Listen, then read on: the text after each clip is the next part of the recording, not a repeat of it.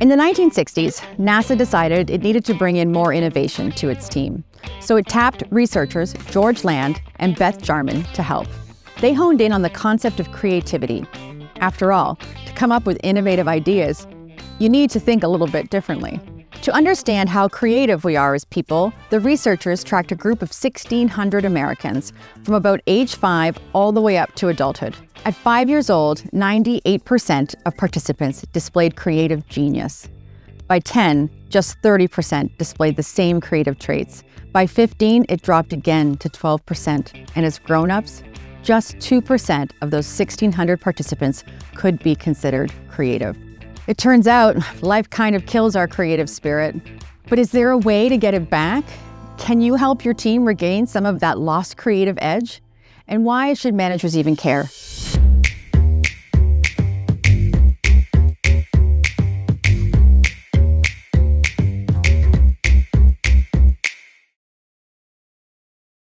Hi, I'm Mandy Gosling, and this is Manage This, a series for everyone playing manager in the middle. Each episode, we help managers tackle everyday problems that happen when you're both leading a team and being managed in return. This episode is how to help your team and yourself reclaim their creative mojo. Let's get one thing out of the way. Not every job is creative in nature, but creativity can be a boon for every type of job. Creativity is generally believed to be an integral part of the innovation process. If you want new, fresh ideas, you need people to approach problems and ideas from different perspectives, ask different questions, and just generally think about things in a different way. It's also believed to help problem solving for the same reasons. Creativity can mean more adaptable employees. They don't get bogged down by solutions because that's how that's always been done. They think outside the proverbial box. And they tend to be more productive, finding smarter ways of working around tried and true procedures and processes. We're in an era of change. And your ability to say, oh, maybe this isn't the way we're going to be doing it in the future. That is a creative moment. And I think that happens in every single career. I think creative people are faced with the creative challenges every day, all day. That's the job. But frankly, if someone is open and creative, it's going to affect who comes up with a breakthrough in ways of doing things, whether that's in a hospital, whether that's in a lab, whether that's policy or healthcare administration. Creativity, to me, is applicable everywhere, and that's how it creates value. That's Sabaa Quao, Chief Creative Officer for the Canadian ad agency Cossette. And in his view, creativity is about being mindful and open to new ideas broadly. And to really tap into it at work, you really have to be open to it on all levels of your life. As you encounter things that are interesting, you note them. And it doesn't mean that you have a practical use for them, but you are appreciating what you're taking in because you're open to it. And creativity only comes into play when you're drawing on those resources of all the things that you've seen and bumped and encountered to, not in any linear way. You just have to be really good at drawing on it when it's useful.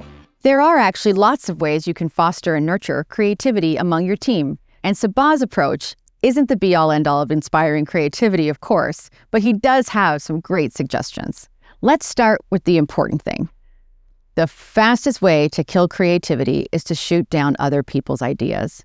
Think of any situation where someone has put forward a different way to do something and the manager just says no. If the manager had been more open and more creative, they might have asked why.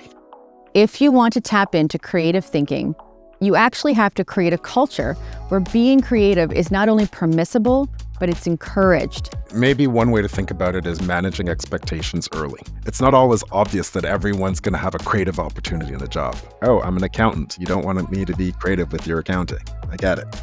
But if we manage expectations of what we're trying to achieve in an organization, the creativity for an accountant might be in how they explain information to a client.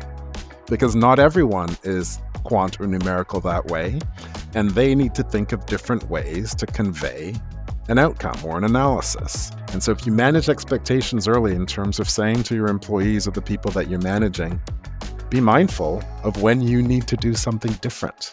And doing something different is creativity. A culture of creativity also means giving people permission to speak up with their bright, new, unproven, totally out there ideas. So managers, I think, have to work on their own openness, which I think then translates to how they respond. And think of how you respond to a 5-year-old when they ask you a question. You're kind of open and you know that they have no bad intentions, so you answer the question as best as you can. I'm not saying your employees are infants, but it's really that kind of nurturing mentality that a parent or an adult has with the child that I say, well, why aren't we nurturing each other in terms of how we respond to inquiry or change? Approach their ideas with good intentions. Find out more. How did they come up with it? What's the purpose? How would it be implemented? Why do they think it'll work or won't work? Basically, just be curious. You won't adopt every idea, but you're giving people the okay to come to you when they have a creative moment. Creativity also means being very mindful that not everyone is going to come to you with their thoughts and suggestions in the same format. And you might actually have to seek out new ideas in a platform that works for individual employees. Can you give me an example of that? So it's very natural in any meeting for some people to be more extroverted and have a louder voice. And so it's for the manager to think about, how do I make sure that in that forum, that person might be heard? How do I make sure I'm still drawing out ideas from people who might not be so vocal or outspoken? I sometimes go to the people who may not have said something in a meeting, but I know are deep thinkers or have knowledge that they're willing to share that might come up in a different level of conversation.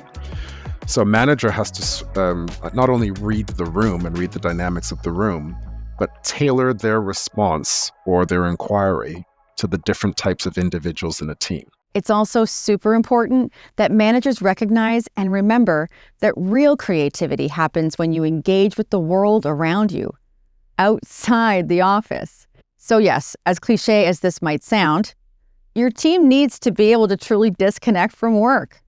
A fresh brain is a more creative brain. When you think of any culture or groups that overwork, there's a culture of never leaving. And that to me is something that needs to be managed, making sure that people come refreshed and rested. So how that room is given for them to manage their time and be away from work is a management responsibility. So create a good work culture where people feel welcome to bring you fresh ideas, where they're encouraged to think creatively from the outset, and where they have not only permission to be away from work, but are even encouraged to engage in life outside the office. We've got some links in the description if you want to read more about the importance of recovery in work. Basically, being a good employer can help breed creativity. But how can you make your team more creative? First, make sure you're doing that foundational work we just mentioned. But there are some other things Sabaa believes can help encourage openness. Physical space, for example, actually can help creativity thrive. It's not a surprise that creative companies adore things like foosball tables or chic coffee shops. And while this is cool, even the most corporate-y offices can think about how they're set up to encourage creativity. The agency has gone through design of new space to encourage people to be there, to encourage collaboration. But also when you think about all the different kinds of meetings or kinds of activities and kinds of learning styles, we also have to think about open space, collaborative space, as well as zones where some people needed quiet and concentration. All those different kinds of zones, to me, are the mix that you need to think about in order to create a creative environment. Now, you might not have much say in how an office is designed, but you can use the space you do control to your advantage. I was in the Montreal office a couple of weeks ago, and they had a room dedicated to one project, and everything was up on the walls, and everything was on the tables. It was like walking into a teenager's room, but everything in that room was on topic in some direct or indirect way. It was like walking into someone's brain. We're very visual people, so it makes sense that being immersed in visuals related to a project can spark ideas. Now, we're not saying data scientists should print their code and paper their office walls, though, you do you. But managers hoping to spark some creativity should think creatively about the physical space their teams are occupying. And on the subject of visuals, encourage your team to go look at some art. Right now, the New York Times is running a series that just asks readers to look at a piece of art for 10 minutes. And it's a focus exercise that actually is underpinned by unlocking creativity. It's true, staring at art for 10 minutes is a form of meditation, and is often used to help art students combat distraction and think differently about the world in front of them. The same principle works for your employees. When we think about, are they on their own time, taking time to pause and observe and think without necessarily an agenda, without necessarily having to have an outcome, it's an exercise in openness that they can always do. And whether they're doing it in the context of what they like to listen to with music, or whether they like to look at art, or whether they like to go on walks or go bird watching, it's that ability to focus outside, and it has nothing to do with the job. And I think that's important. We used to have the Toronto Film Festival as a client, and so we would have 2 passes. So for the team of 12, you would share them, and people could leave any time in the day to go and watch a film during TIFF. And that was encouraged, saying, so you're gone for 3 hours. Go and enjoy a film. You can share memes or appropriate jokes with your team. Keyword being here, appropriate. I always love it when someone shares just an email about something in our industry related in some way, but that's clever or insightful or that would have never thought of, and you've just read it in private as a small bit or a small gem to contemplate. And it's a small, respectful use of someone's time. And perhaps surprisingly, you can encourage your team to become mentors. When you sit down to teach someone something, you actually have to pause for a moment and condense down to what's important to relay and hand over as a useful way to coach them. That's a creative exercise. It doesn't seem creative at first, but you're not going to speak to them like you're talking from a textbook or that you're giving them a speech. And everyone's going to have a different style based on how they like to relay information and how they like to teach. But that definitely enhances your creativity. It makes you think about all the things that you know, narrow it down to something that's useful to hand over as a bit of information, and hand it over in a way that it inspires someone. And it doesn't seem obvious at first, but the fact that we're all going to do it slightly differently means that we're also encouraging that individuality.